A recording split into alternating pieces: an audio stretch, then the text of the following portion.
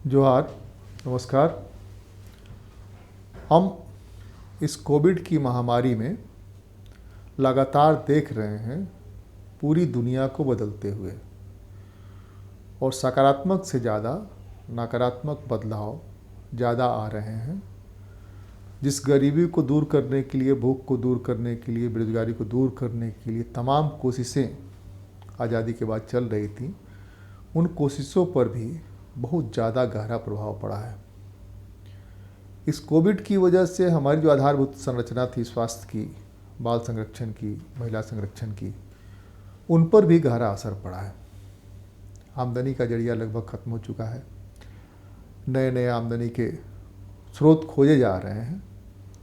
School बंद हैं, college में किसी ढंग से डिजिटल, या स्कूल में भी डिजिटल चल रहा है, लेकिन डिजिटल झारखंड जैसे स्टेट में सबके लिए अफोर्ड करना संभव नहीं है। दूसरे की स्कूल में आने से जो बच्चों को बेनिफिट्स मिल रहे थे, एक संगत मिल रहा था, जानकारी,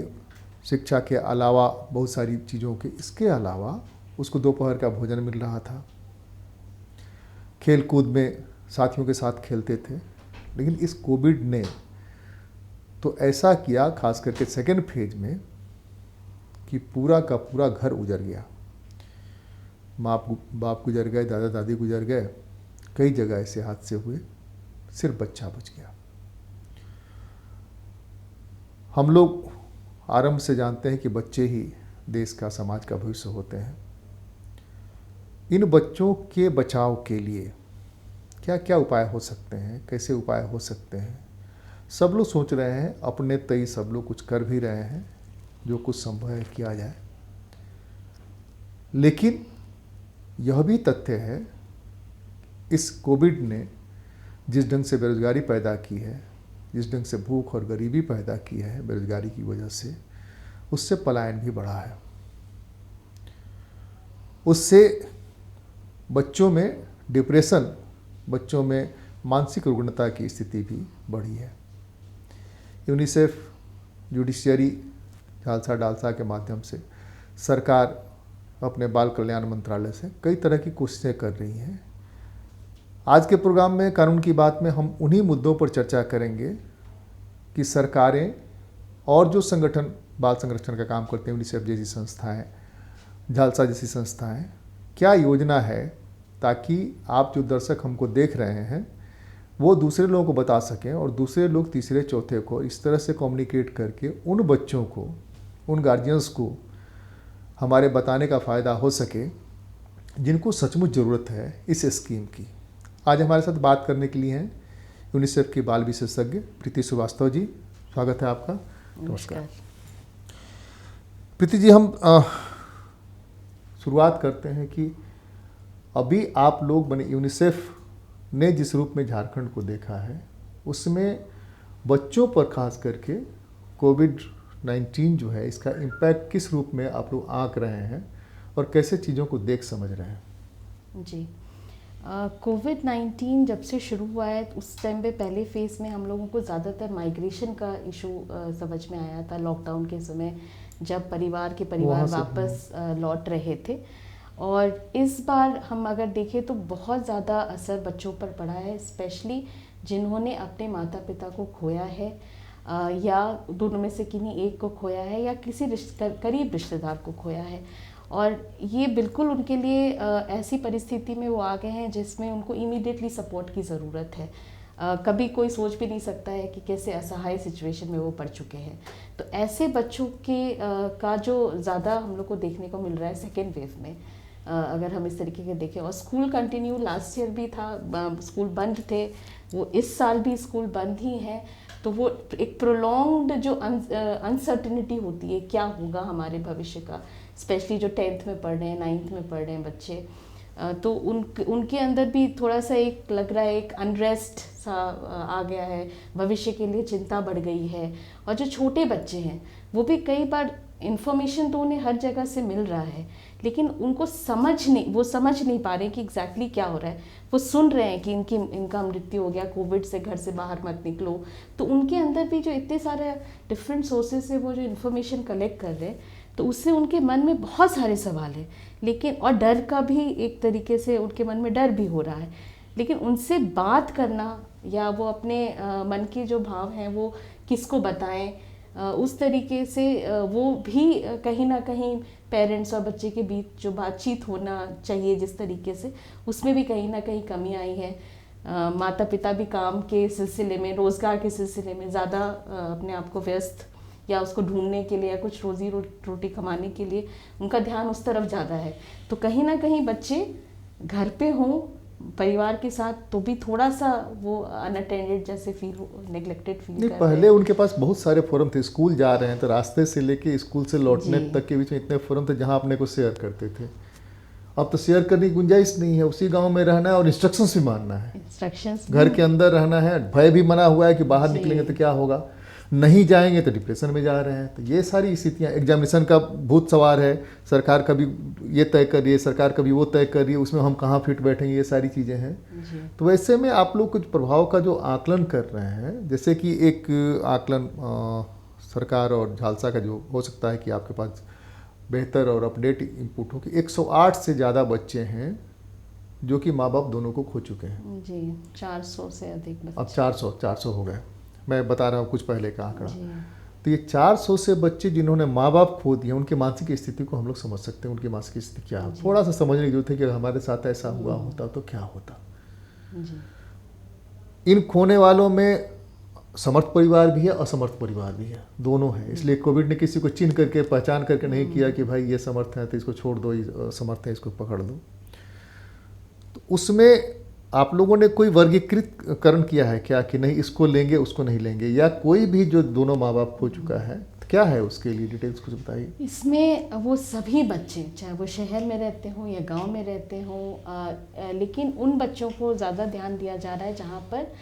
परिवार ये कह रहे हैं कि हमें सहायता की ज़रूरत है। क्योंकि बहुत सारे ऐसे बच्चे भी, क्योंकि हम लोग भी फील्ड में काम कर रहे हैं वॉलंटियर्स के थ्रू, इस तरीके का चिन्हीकरण करने में महिला एवं बाल विकास विभाग को सहयोग भी कर रहे हैं। तो उसमें ये पता चल रहा है कि बहुत सारे बच्चे, पेरेंट्स मतलब परिवार ऐसे भी, जैसे मान लो उन्होंने पिता को खोया लेकिन माँ कह रही है कि मैं सक्षम हूँ, मैं देख सकती हूँ, मुझे सरकार का योजना का ज़रूरत नहीं है। तो वी रिस्पेक्ट दैट, हम कहते हैं जी बिल्कुल सही है आप, लेकिन हम पहुंच रहे हैं हर एक घर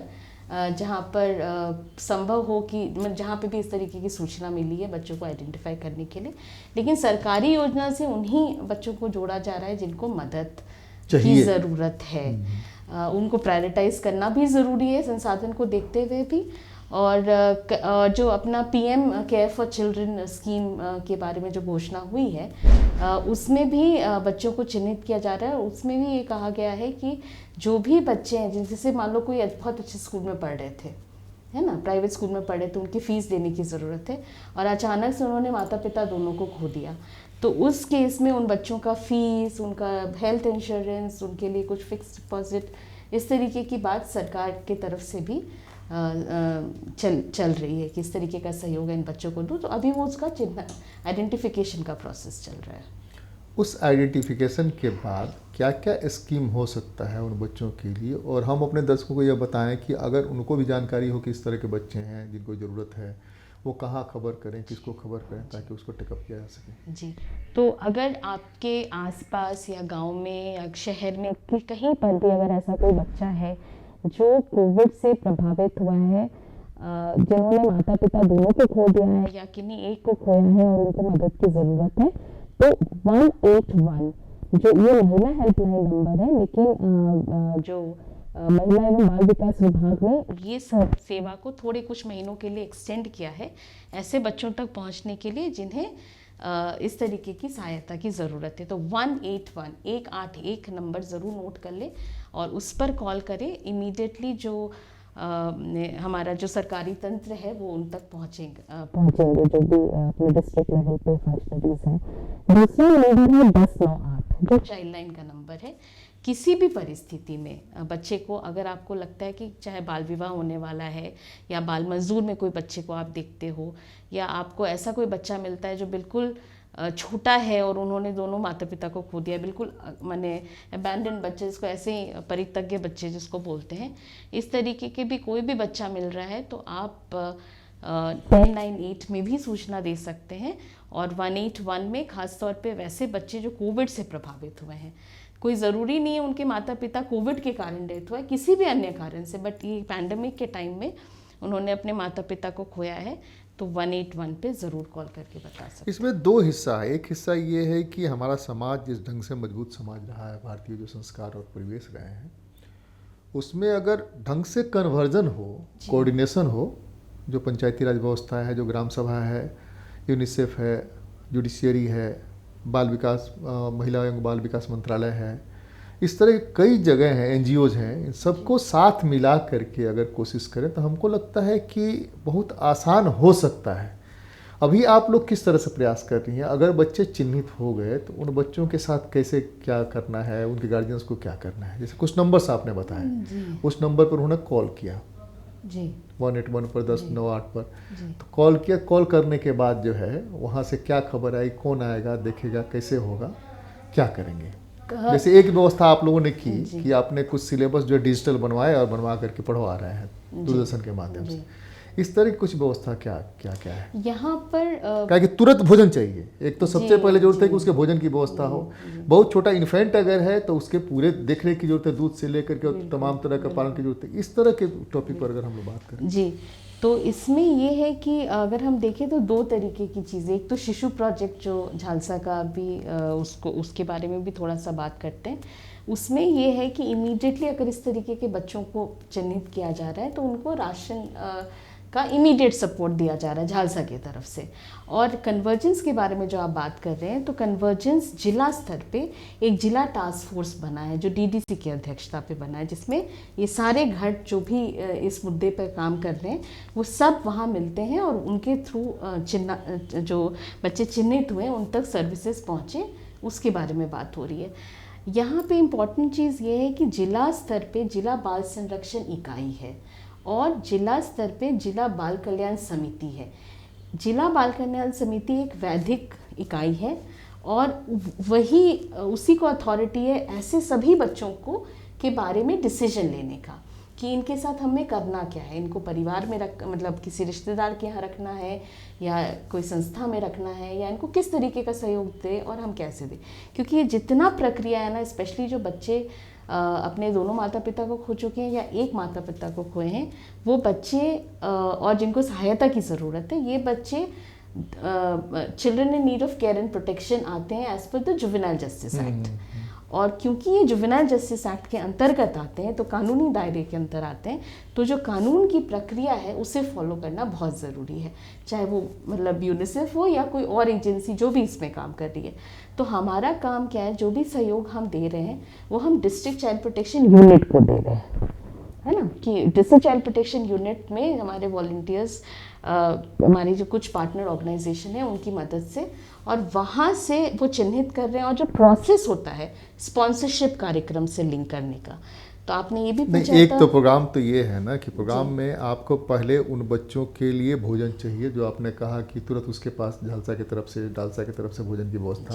और बाकी चीज़ों की तुरंत की जा रही है। उसके बाद है एडॉप्शन,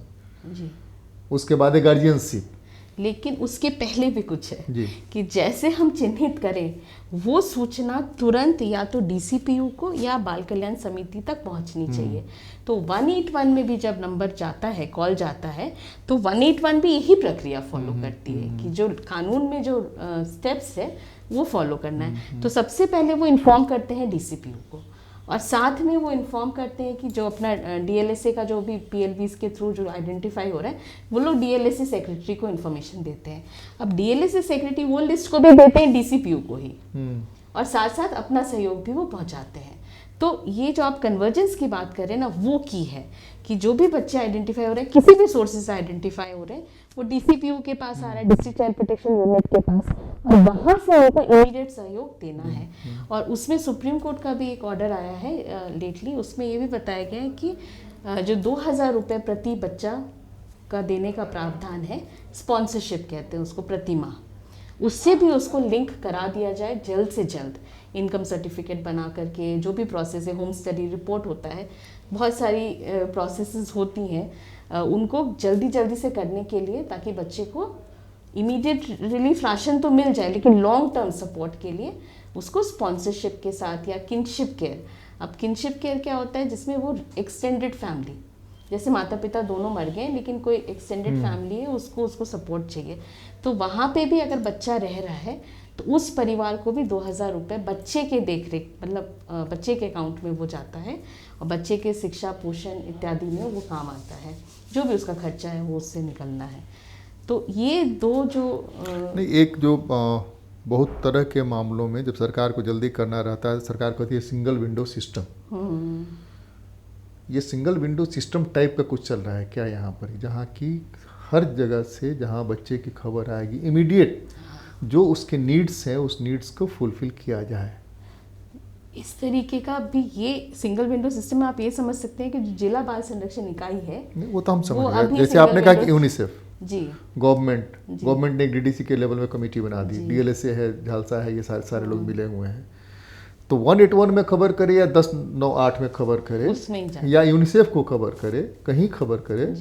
तो ये जो इनकम आईटी सर्टिफिकेट बनवाने वाले का मामला है, इनकम सर्टिफिकेट बनवाने का मामला है या जाति प्रमाण पत्र बनवाने, जो भी बनवाना है वो तो असमर्थ है, उसके लोग मैक्सिमम के असमर्थ हैं। कौन कराएगा, कितने दिन लगेंगे, कैसे होगा? जी, तो उसके लिए जो डिस्ट्रिक्ट चाइल्ड प्रोटेक्शन यूनिट है, जिम्मेदारी उनको दी गई है कि वो बनाना है, लेकिन क्योंकि डिस्ट्रिक्ट चाइल्ड प्रोटेक्शन यूनिट सिर्फ जिला तक ही सीमित है और गांव और ब्लॉक तक जाने की बात है, तो किसी जैसे 12 जिला लगभग में हम लोगों ने भी सपोर्ट किया है डीसीपीओ को कि आपको वॉलंटियर्स देते हैं, जो भी इमीडिएटली आपका जो लोकल का काम है, लिंकेज का है, बीडीओ के साथ करना है, परिवार का होम स्टडी रिपोर्ट बनाना है, वो सब वो जल्दी कर सके, ताकि जो प्रोसेस डिले हो रहा है वो थोड़ा फास्ट हो जाए। सर्टिफिकेट्स वगैरह बनवाने का जो काम है, अगर काम में विलम्ब हो रहा है तो कौन सा ऐसा यूनिट हो सकता है, कौन सा ऐसी संस्था उसे तुरंत को पकड़े और तुरंत वो कराए,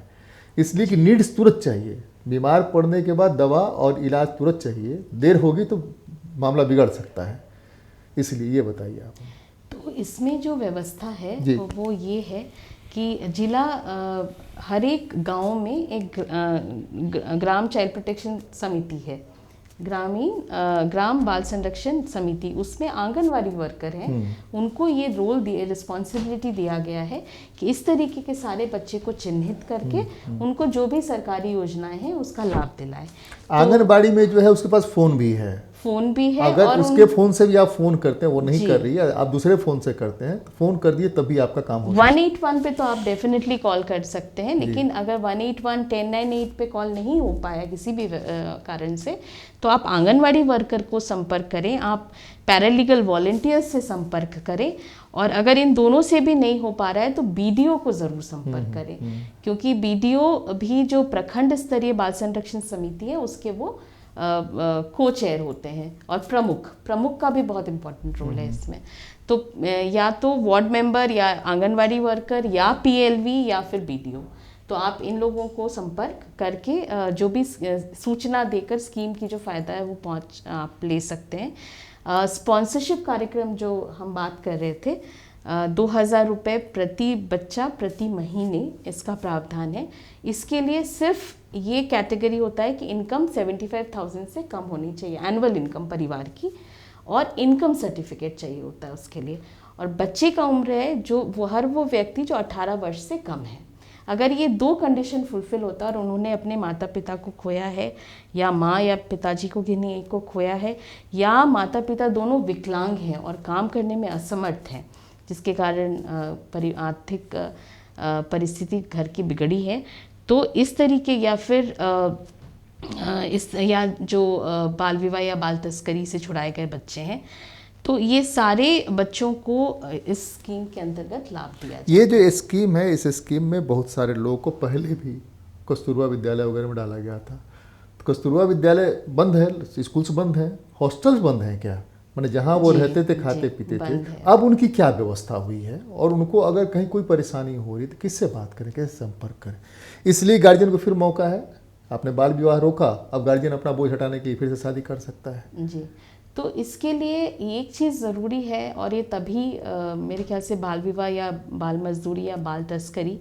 की जो समस्या है वो तभी दूर होगी जब परिवार अपना जवाबदेही को समझेंगे और वो ये समझेंगे कि अगर हम अपने बच्चों को इन परिस्थिति में डाल रहे हैं तो हम सिर्फ बच्चे की ज़िंदगी बर्बाद नहीं करें, उसके आने वाले पूरे जो पीढ़ी है उसको कहीं ना कहीं हम खतरे में डाल रहे हैं बच्चे के साथ साथ। और ये बहुत सच है, बहुत हद तक सच है बाल विवाह में या बाल मजदूरी में। कोई भी बच्चा जो बाल मजदूरी में गया है वो और फिर उसके पूरे जो पीढ़ी है वो सब उस चक्र में, जो कहते हैं गरीबी का कुचक्र, उसमें वो फंस जाते हैं। तो इसका एक ही रास्ता है शिक्षा। इसको कैटेगराइज थोड़ा सा करते हैं, शिक्षा तो मिल नहीं रही है अभी जो डिजिटल है उसके अलावा, तो उसके पास अगर स्मार्टफोन चाहिए जिसमें पढ़ाई कर सके, या कहीं पढ़ाई की कोई व्यवस्था हो सकती है क्या? दूसरा कोई अगर वो खबर करता है कि हमको चाहिए, गार्जियन खबर करते हैं हम समर्थ नहीं हैं जी, हमको पढ़ाने की, डिजिटल पढ़ाना है बच्चे को, तो इसमें कोई मदद हो सकती है जी? इसमें जो शिक्षा विभाग के द्वारा ही मोहल्ला क्लासेस के बारे में बातचीत हो रही है कि मोहल्ला क्लास जो डिजिटली डार्क शैडो एरिया है जहाँ पर इस तरीके की सुविधा नहीं है, वहाँ पे टीचर्स ही छोटे छोटे ग्रुप में बच्चों को पढ़ाएं ताकि उनका शिक्षा जो है वो कंटिन्यू रहे, उनका इंटरेस्ट कंटिन्यू रहे, क्योंकि ड्रॉप आउट होने का भी बहुत ज़्यादा चांसेस है। और कहीं ना कहीं हम लोग जो व्यवस्था के बारे में बात कर रहे हैं तो ये भी कह रहे हैं कि परिवार में ही बच्चा रहे जहाँ तक संभव हो सके। अगर उसके खुद के माता पिता नहीं है तो किसी न किसी रिलेटिव के घर में रहे वो, या फिर कोई जो उसका नोन है, मतलब इन द सेंस मान लो पड़ोसी ही हुए लेकिन बहुत अच्छे फ्रेंड्स थे, तो हम लोग ये भी कह रहे हैं कि समुदाय थोड़ा आगे बढ़कर आए और इन बच्चों को सपोर्ट करे। मैंने सिर्फ सरकारी तंत्र पे ही आश्रित ना रहे, समुदाय भी मिलकर, चाहे एसएचजी ग्रुप हुआ जो हमारे JSLPS के ग्रुप्स हैं या बाकी महिला मंडल हैं, वो लोग भी सामने आकर के बच्चों को सपोर्ट करें और उस तरीके का एक सेफ्टी नेटवर्क कम्युनिटी में बना सकें ताकि बच्चे। अब इसको थोड़ा सा और हम लोग सरलीकृत करने की कोशिश करें। एक तो हो गया इन्फेंट जो अपने से कुछ नहीं कह सकता है, एक कैटेगरी हो गई जो 3 साल 5 साल से ऊपर का है बच्चा, वो जो अपने से कह सकता है, अपनी बात व्यक्त कर सकता है। एक हो गया जो हाई स्कूल तक गया लेकिन इस पेंडेमिक में छूट गया, तो वो अपने भी लिख सकता है, अपने भी लोगों को बता सकता है कि हमारे साथ ये है। उसको अगर अपनी समस्या का वो करना है कि हमको ये परेशानी, या उसका कोई दोस्त कहता है कि देखिए ना वो हमारा साथी ऐसा था, उसको ये परेशानी हो रही है, मानसिक रूप से वो लगता है कि डिप्रेशन में चला गया है, अवसाद में जा रहा है, तो उस तरह का दूसरे की इन अवसाद से बचाने के लिए उनको वो क्या ना काउंसलिंग करने के लिए कोई व्यवस्था है क्या? जी, तो काउंसलिंग बच्चों का हो पाए सही तरीके से, स्पेशली इस तरीके के, तो उसमें हम लोगों ने यूनिसेफ और CIP central institute of psychiatry ने मिलकर पिछले साल भी लगभग हम लोगों ने अलग अलग लोगों के साथ हम लोग जुड़े थे, टीचर्स के साथ जो बच्चे संस्था में रह रहे, क्योंकि वो बिल्कुल कट गए थे, अपने पेरेंट्स से भी नहीं मिल पा रहे थे, तो संस्था में जो बच्चे रह रहे हैं, प्लस जो हमारे हेल्थ वर्कर्स हैं और कुछ वॉलंटियर्स अन्य, उन सभी की ट्रेनिंग हुई थी जो NGO के साथ जुड़े हैं, ताकि वो जो अपने अपने क्षेत्र में काम कर रहे हैं वहाँ पर साइकोलॉजिकल फर्स्ट एड दे सके। मतलब किस तरीके से बात करना, कई बार हम अपनी बात से ही अगले का भी ट्रॉमा बढ़ा देते हैं, तो हम किस तरीके से बात करते, तो सिंपल स्टेप्स हम लोगों ने पिछले 5-6 महीने लगातार हम लोगों ने बहुत एक्सटेंसिव ऑनलाइन ट्रेनिंग्स करी थी। और इस साल हम लोग क्या कर रहे हैं कि हमारे पार्टनर्स के माध्यम से हम लोग हर एक ब्लॉक में 2-2 जो वॉलंटियर्स हैं उनको ट्रेनिंग करके उनको ये तैयार कर रहे हैं कि वो बच्चे और परिवार, चाहे वो किसी तरह का हिंसा के शिकार हुए हो या किसी भी कारण से उनको डिप्रेशन है या उनको कुछ सपोर्ट चाहिए, तो वो उनका साइकोलॉजिकल फर्स्ट एड और कुछ साइको सोशल एक्टिविटी उनके साथ कर सके। तो ये एक काम हम लोगों का चल रहा है अभी, ताकि हर एक ब्लॉक पे हमारे पास 2-2 कम से कम ऐसे लोग हों जो इस तरीके के सर्विस तैयार कर सकें। दूसरा है कि एक CIP का एक नंबर है, स्पेसिफिकली वो बच्चों और एडोलेसेंट के लिए फ़ोन नंबर हम लोगों ने लास्ट ईयर से शुरू करा है कि उस पर कॉल करके किसी भी तरह का मन में बात है, कोई भी चीज़ परेशान कर रहा है उनको, तो वो उस नंबर पे कॉल करके सपोर्ट ले सकते हैं। तो एक तो प्रोफेशनल हेल्प हो गया और एक हो गया बेयरफुट काउंसलर्स का हेल्प, कि जो फर्स्ट एड से साइकोलॉजिकल फर्स्ट एड हो सकता है, अच्छे से बात करके थोड़ा उम्मीद दे के ही उनको वापस लिया जा सकता है, उनको वापस अपनी ज़िंदगी में वो आगे बढ़ सकते हैं। लेकिन कुछ बच्चे होंगे जिनको ज़्यादा सपोर्ट की ज़रूरत है, तो उनके लिए वो नंबर भी है। तो पिछले कुछ महीने में लगभग 43 कॉल्स आए थे। और ये भी एक स्टिग्मा जो है ना मेंटल हेल्थ से जुड़ा हुआ, उसको दूर करने की ज़रूरत है। किस तरह कॉल्स आते हैं आमतौर पर बच्चों के, जो कॉल्स आते हैं किस तरह के आते हैं, क्या शिकायतें हैं उनकी? बेसिकली जो कॉल्स आ रहे हैं, मतलब जितने भी, बहुत कम ही आए हैं कॉल्स, लेकिन जो कॉल्स आए वो पढ़ाई को लेकर के ही ज़्यादातर आ रहे हैं कि मतलब क्योंकि अब क्या करें, क्या होगा मेरा भविष्य, किस तरीके से, है ना, इसी तरह का ज़्यादा कॉल्स जितने भी आए हैं, कम ही आए। आप जो 12-14 डिस्ट्रिक्ट में काम कर रही हैं, तो वहाँ ग्राम पंचायत या क्या नाम है आपको, ग्राम सभा, इन लोगों के साथ मिलकर के इनके पास एक बड़ा टीवी सेट होता, वहाँ बच्चे जा कर के जो डिजिटल पढ़ाई करा रही हैं वहाँ पढ़ते, इस तरह कोई एक्सपेरिमेंट आपने किया है क्या कि वहाँ बच्चों का समय कुछ करता, डिस्टेंस बना करके बैठते, मास्क लगा के बैठते और 1 घंटे 2 घंटे अपना वो करते? टीवी वाला तो नहीं, लेकिन हम लोगों ने ये प्रयास किया जिसको साइको सोशल सपोर्ट बोलते हैं,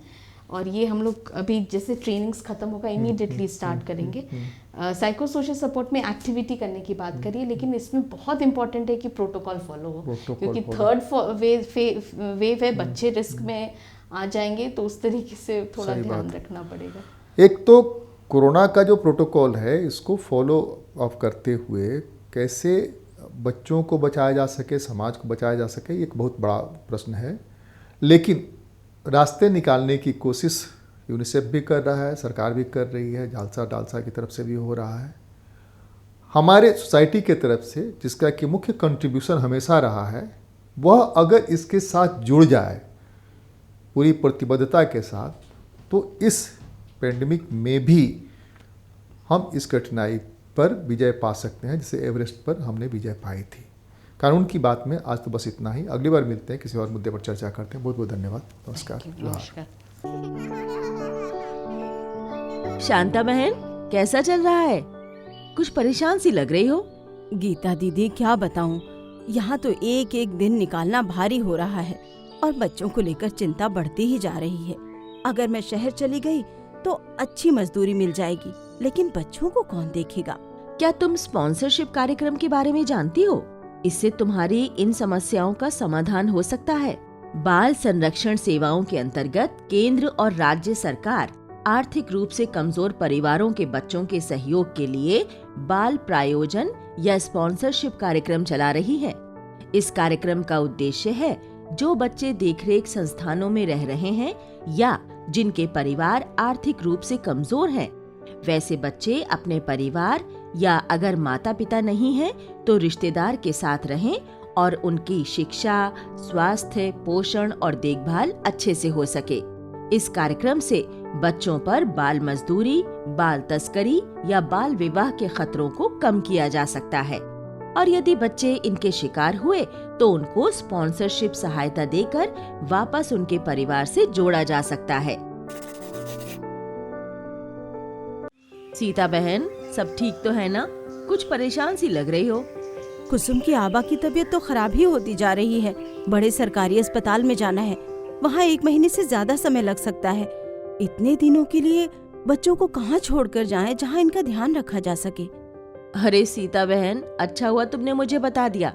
बाल संरक्षण सेवाओं के अंतर्गत केंद्र और राज्य सरकार द्वारा झारखंड में पालन पोषण देखरेख कार्यक्रम शुरू किया गया है। बच्चे की देखभाल करने के लिए अगर कोई रिश्तेदार उपलब्ध नहीं है तो वैसे बच्चों को अल्पकालीन समय के लिए पालन पोषण देखरेख अंतर्गत ऐसे परिवार के साथ रखा जा सकता है जो बच्चे के सामाजिक, सांस्कृतिक, जातिगत या समुदाय से मेल रखते हों। पालन पोषण देखरेख के अंतर्गत बच्चे को अपनेपन का एहसास भी प्रदान करना जरूरी है।